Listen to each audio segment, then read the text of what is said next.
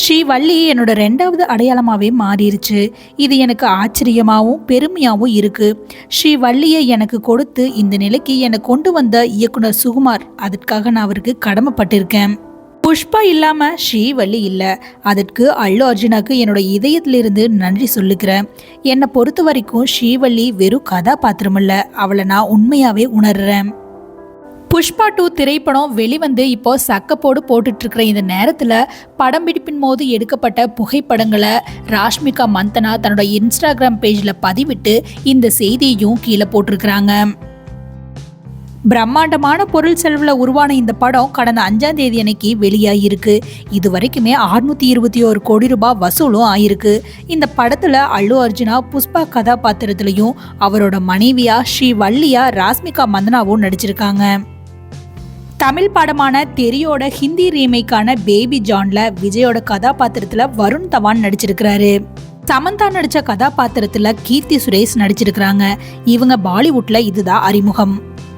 த்ரிஷாக்கு என்னதான் ஆச்சு, ஏன் இப்படியெல்லாம் பேசுறாங்கன்னு ரசிகர்கள் புலம்பும்படி செஞ்சிருக்காங்க. த்ரிஷாவோட நடிப்பில் கடைசியாக லியோ திரைப்படம் தான் வெளியே வந்துச்சு. அது மட்டும் இல்லாமல் பிருந்தா அப்படிங்கிற வெப் சீரியஸும் ரிலீஸ் ஆச்சு. இது ரெண்டுமே கலவையான விமர்சனங்களை பெற்றுச்சு.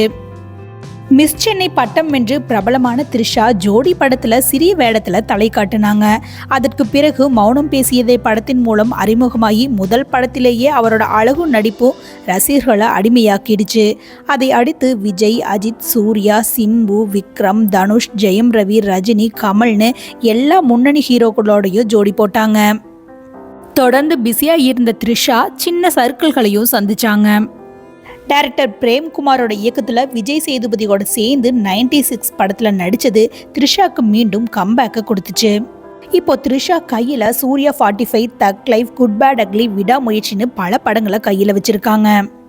இப்படி கூலாக போயிட்டுருக்கிற த்ரிஷாவோட லைஃப்பில் அவங்க போட்ட போஸ்ட்டு ரசிகர்கள்கிட்ட ஆச்சரியத்தை ஏற்படுத்தியிருக்கு.